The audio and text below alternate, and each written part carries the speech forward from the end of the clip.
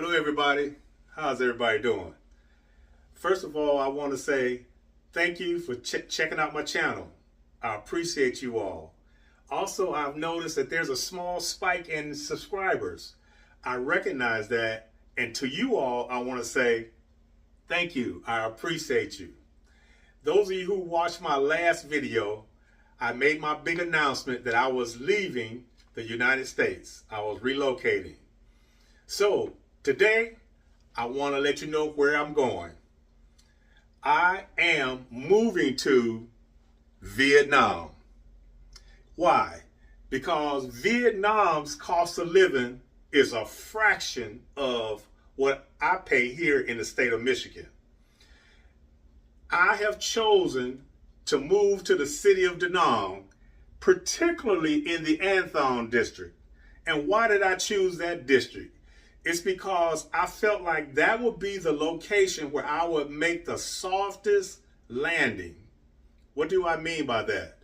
Well, in Da Nang, there's a lot of restaurants, and this is all within walking distance of hotels, Airbnbs, apartments.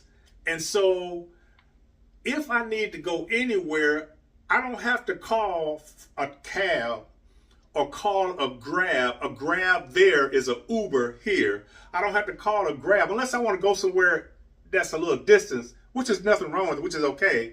But a softer landing allows me to leave my apartment or wherever I am and walk to hundreds and hundreds of restaurants, coffee shops, stores, convenience stores, malls, and I don't have to spend money, or I don't have to rent a motorbike, or I don't have to rent a car to get to.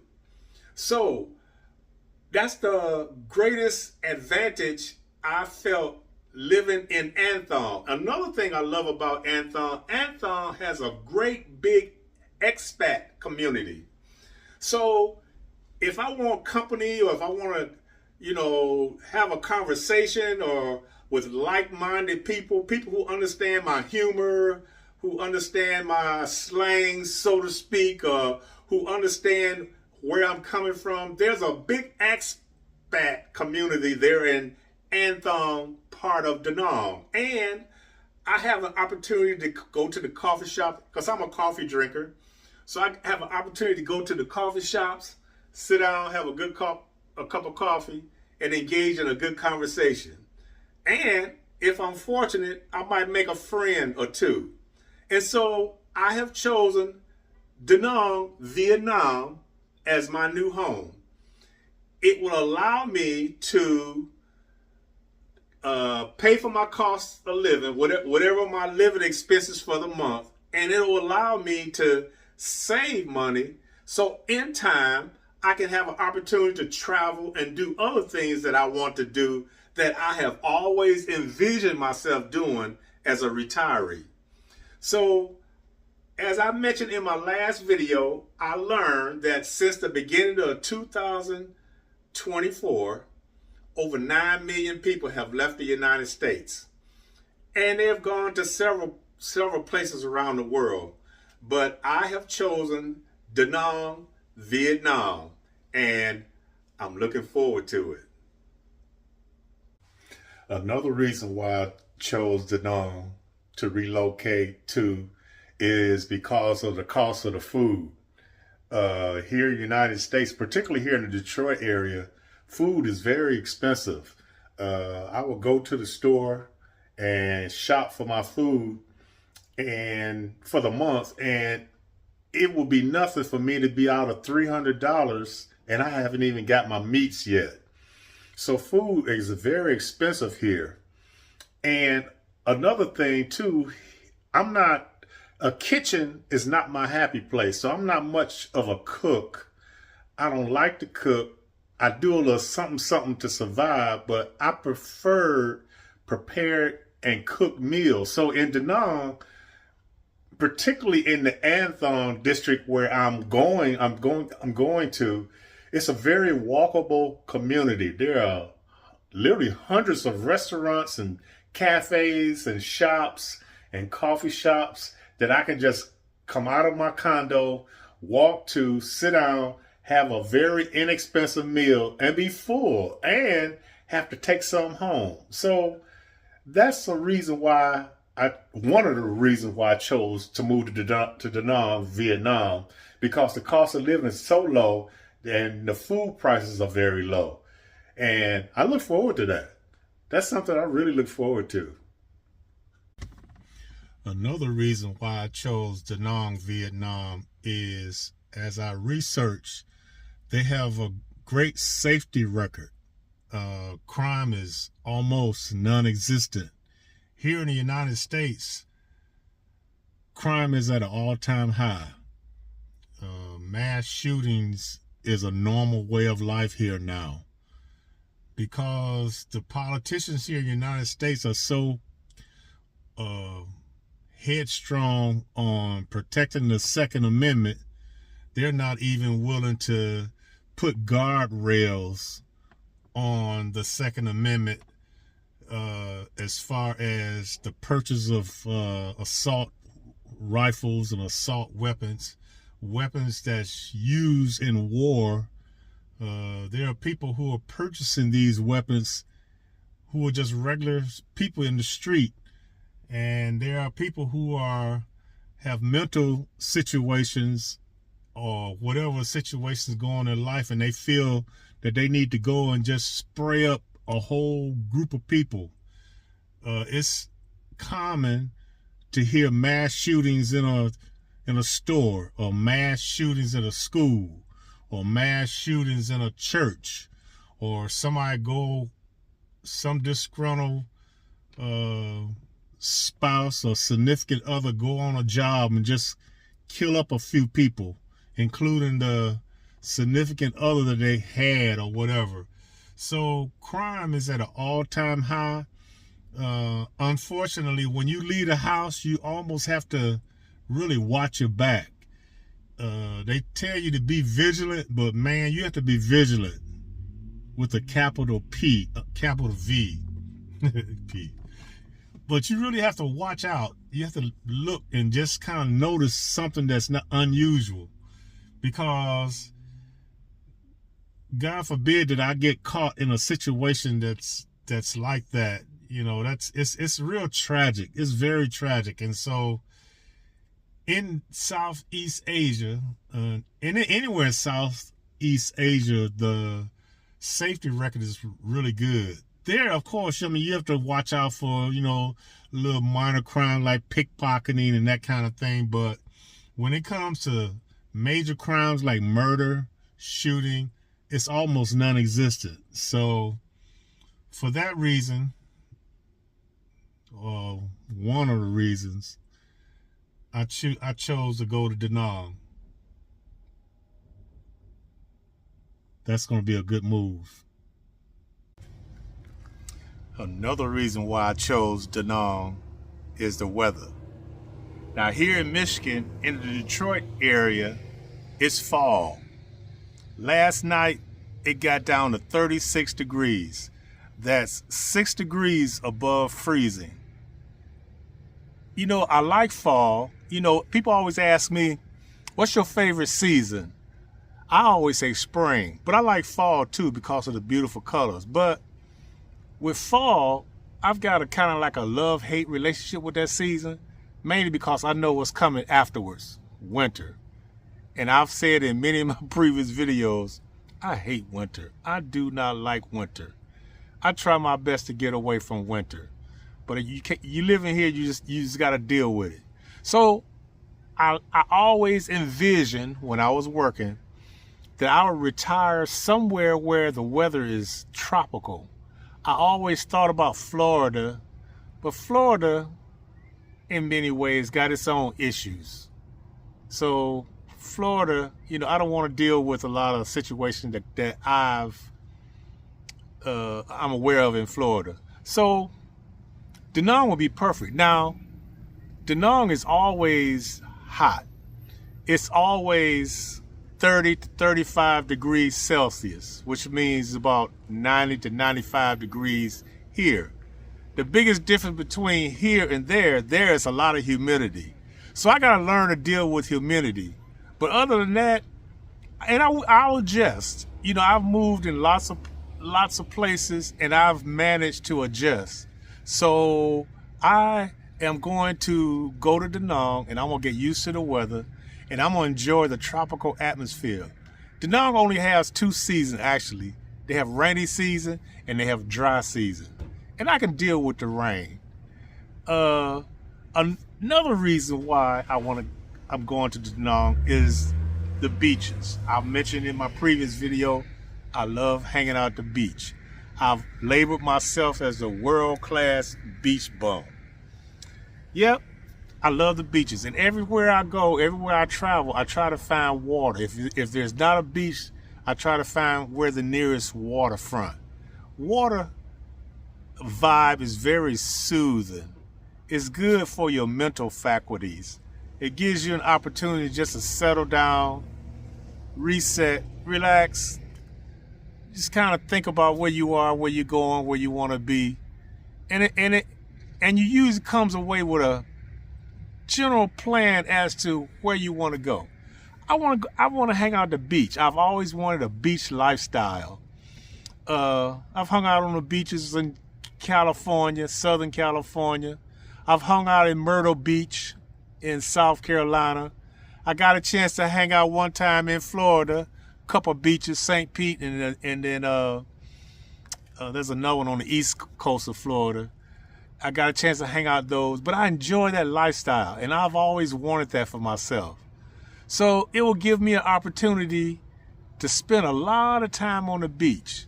Early in the morning, go to the beach. Maybe I find a beach club that's open early, that's serving coffee. Or I can go to a coffee vendor, then go to the beach and sit down and enjoy my coffee and just listen to the waves crashing up on the sand. That's soothing.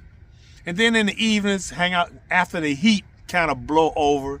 I'll hang out at the beach again and just enjoy, the beach vibe, have a cocktail or two, and just enjoy my retirement the way I have always envisioned myself too, back when I was on the assembly line.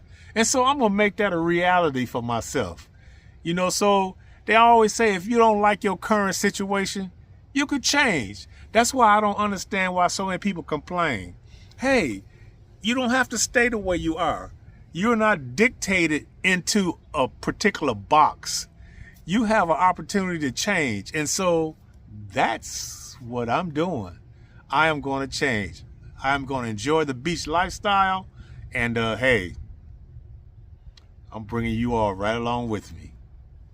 So another reason why I chose Da Nang, Vietnam, is because of the culture. Based on my research, and now that I know a couple people who live there, Da Nang people and the culture is about like the United States was back in the 60s and the 70s. People are very friendly. People speak to each other. You walk down the street and you say hello to somebody, it's normal. People are very respectful. Even the children are very respectful. But that's pretty consistent throughout Southeast Asia. Children are very respectful. And they're particularly respectful to the elders. Many times you get introduced to a child, or you'll enter a child's presence, the child will take your hand, and you probably would think they're about to shake your hand, but they'll take your hand and they'll place it up on their forehead for a second. That's their way of blessing you. They're blessing you for your age, for your long life, and for the wisdom that you have acquired. And so people in Asia are very respectful. They're very friendly. You can walk down the street and speak. You can hold a conversation. You can ask questions, and they'll stand there and answer you and turn it into a conversation. Another thing about the culture there, it's simple. They're very, very simple. Life there is simple. Lifestyle is simple. Nothing is extravagant. um, people there, they're just not into a lot of things. They're not impressed with a lot of things. They're impressed with relationships. They are impressed with loyalty. That's what they're impressed with. And so I love the culture of the Asian people. That's huge. So the people there, like I say, is very friendly. You can go to a vendor, like up and down the street. There are restaurants and there are vendors. You can go up to a vendor, get educated by a particular food, because I'm going to be eating a lot of foods that I've never eaten before. So of course I'm going to be asking, what is this? What's in it? Or whatever. Because in the beginning, I am going to have to become acclimated to the food there. Yeah, I can eat some of Western style foods, and I will from time to time because I'll miss it. Only thing about it, the Western food is a lot more expensive because it's imported there. Their local food is the cheapest. So I'll have an opportunity to ask about the food and hold a conversation. And in doing that every day, you'll pick up a friend or two, a genuine friend. There, you have a friend, a real friend. You know, you won't have to worry about, somebody who's attached to you because they have some kind of ulterior motives. They actually become your friend to the point where they'll invite you to their house and sit down and feed you. And you become family. So that's one thing I love about the culture there and the people. You blend in. They don't put labels on you. Here, they'll talk about an individual and if you don't know who they're talking about, yes, well that, and they'll mention the name of the race of the person before they talk about the person. That black guy or that Asian guy or that Chinese guy or that, they have to put your ethnicity onto trying to describe who you are. Well, in Asia, it's not like that. It's only two races of people as far as they are concerned. It's locals and foreigners. I don't care who you are or what part of the world you from. As far as they're concerned, you're a foreigner. And they see themselves as locals. And that's how they do it. So, yeah, in some situations, when you go to vendors or you go to stores or when you go to the market and you're negotiating price, yeah, they're gonna charge a little foreigner tax sometime. So you have to try to negotiate it. Now, if a local come in and buy a particular product or service, they're gonna charge what they charge them. But when they see you, mentally, automatically, somehow it's been ingrained in their psyche that you're rich. They think you're rich. And by their standard of living, yeah, you have more money and you may not be considered rich at all by the standards of where you're from, but to them, they see you as a rich person. So the people are very friendly, and that's going to be a welcome change. I love a good conversation. I love to sit and talk, particularly about a subject that's meaningful, that's stimulating, something that after I get through the conversation, I can go home and go, she had a good point. I never seen it like that. I never saw it like that. That's a good conversation. Conversations that causes you to grow and expand your thinking and cause your world to be well-rounded. That's what I like. And so I look forward to going to Da Nang and just mingling with the people and getting in conversations and speaking and meeting people. And so that's what I enjoy, and that's what I'm looking forward to, the people and the culture. I love some good food. It's nothing like having some great food. And one of the things that I have in my research and all of the YouTube videos that I've seen on YouTube about Vietnam is the cuisine, the food. I can't wait to try some of the food. The food looks so colorful.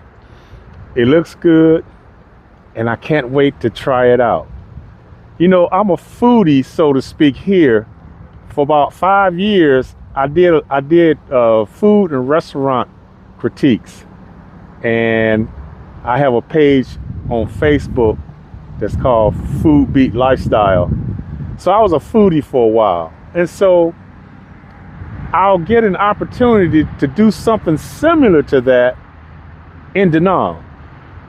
I enjoy sitting down and just allowing the flavors of the food to awaken my palate in my mouth.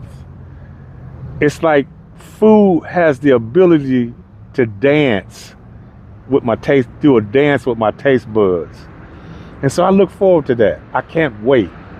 And so that's one of the things that I'm looking forward to is the food.